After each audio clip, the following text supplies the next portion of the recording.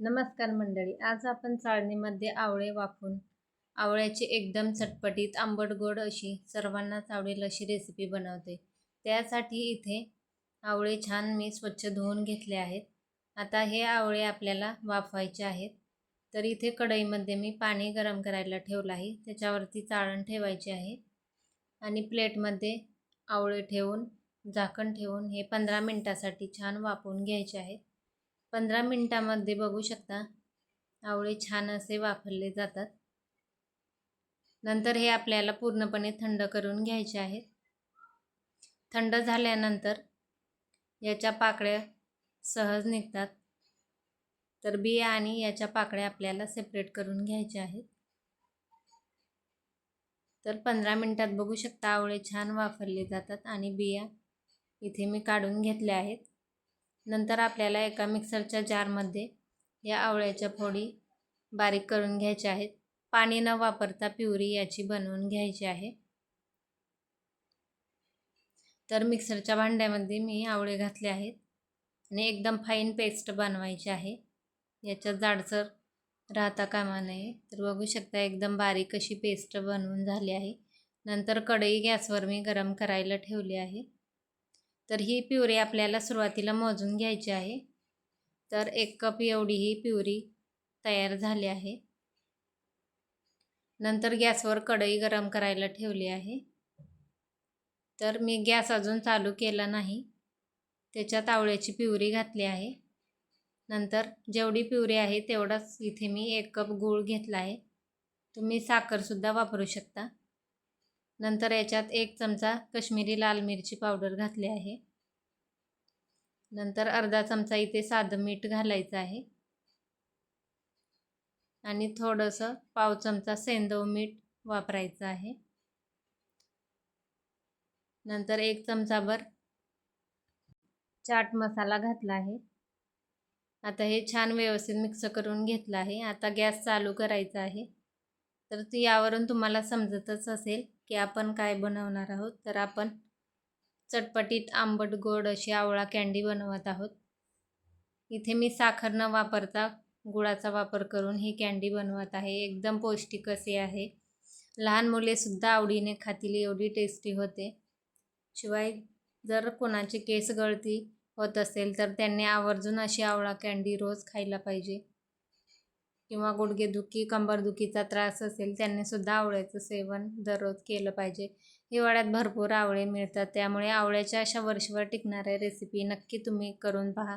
याआधी सुद्धा मी आवळ्याच्या 2 recipe share केल्या आहेत। आवळ्याचा मोरावळा आणि आवळ्याची लोणची बनवली आहे, त्यासुद्धा तुम्ही चॅनेलवर पाहू शकता।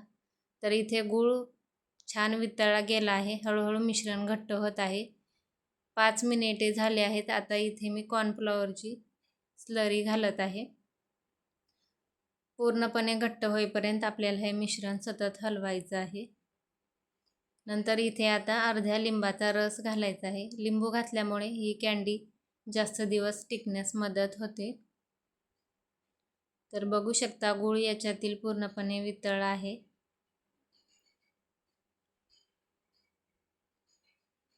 आता इथे लिंबाचा रस मी घालणार आहे। कॉर्नफ्लॉवरची स्लरी वापरल्यामुळे मिश्रण हळूहळू घट्ट व्हायला सुरुवात होते। तर इथे बिया पडल्या आहेत ते मी काढून घेते। लिंबाचा रस घातल्यानंतर आणखी याला छान मिसळून घ्यायचं आहे। आवळा कँडी ही बनवायला 15 ते 20 मिनिटे फक्त लागतात आणि खूप दिवस टिकते, अजिबात खराब होत नाही। फ्रीजमध्ये ठेवून तुम्ही खाऊ शकता। नंतर शेवटी इथे मी 1 चमचाभर तूप घातला आहे। आता बघू शकता पहिल्यापेक्षा मिश्रण जास्त घट्ट दिसत आहे। तर मिश्रण कढईपासून सेपरेट व्हायला सुरुवात होईपर्यंत आपल्याला हे परतत राहायचं आहे। तर बघू शकता आणखी हे पूर्णपणे घट्ट झालं नाही, आणखी 5 मिनिटे याला असंच परतवून घ्यायचं आहे।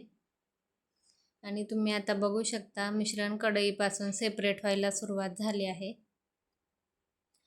आता हे गॅस बंद करून आपल्याला प्लेटमध्ये काढून घ्यायचं आहे।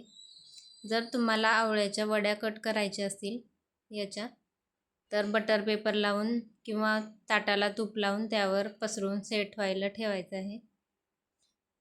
तर इथे मी खाली ताटाला चिटकू नये म्हणून बटर पेपर टाकला आहे. त्याच्यावर मिश्रण घालायचं आहे आणि पूर्णपणे हे आपल्याला थंड करून घ्यायचं आहे. किंवा तुम्हाला याच्या क्यूब्स कट करायचे असतील तर सेट या पद्धतीने चौकोनी करून घ्यायचं आहे. पण मी अशाच गोळ्या बनवणार आहे. तर थंड झाल्यानंतर हाताला मी थोडंसं तूप लावलं आहे आणि बघू शकता या पद्धतीने गोळ्या मी बनवून घेत आहे. सर्व इथे बनवून झाले आहेत. त्या एकमेकांना चिटकू नये यासाठी याच्यावर आता मी पिठी साखर टाकून घेत आहे. आपली चटपटीत अशी आवळा कँडी बनवून तयार झाली आहे. ही तुम्ही फ्रीजमध्ये ठेवून जेव्हा खायची असेल तेव्हा खाऊ शकता. आरामात टिकते, जास्त दिवस अजिबात खराब होत नाही. व्हिडिओ आवडला असेल तर प्लीज एक लाईक नक्की करा, जास्तीत जास्त शेअर करा आणि चॅनलला सबस्क्राईब करा. धन्यवाद.